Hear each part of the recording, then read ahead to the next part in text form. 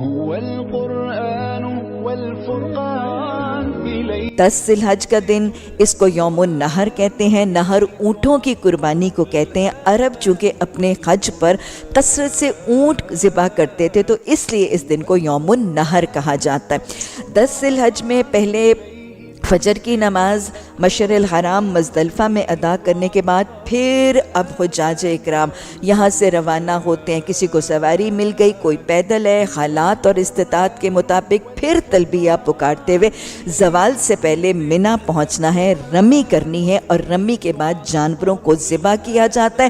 جانور قربان کرنے کے بعد غسل کرنا، نہانا دھونا، میل کچیل اتارنا اور احرام اتار دیا جاتا ہے۔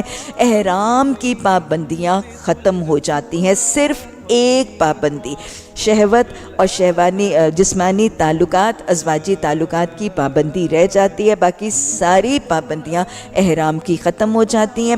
یہ پابندی ختم ہوگی طواف زیارہ کے بعد۔ طواف زیارہ اگر کوئی 10 کو کر سکے تو یہ افضل ہے، لیکن اگر مشقت یا کوئی بیماری یا تکلیفی ہے یا حالات ہیں ایسے اور 10 کو نہ بھی کر سکے، یا یہ سارے مناسک آگے پیچھے بھی ہو جائیں۔ نبی صلی اللہ علیہ وسلم کے پاس صحابہ آ رہے تھے اور سوال کر رہے تھے کہ ہم نے یہ پہلے اور یہ بعد میں، تو آپ ہاتھ ہلا کے فرما رہے تھے لا حرجن لا حرجن۔ طواف زیارہ خانہ کعبہ کا طواف بھی ہے اور اس کے بعد سعی بھی ہے۔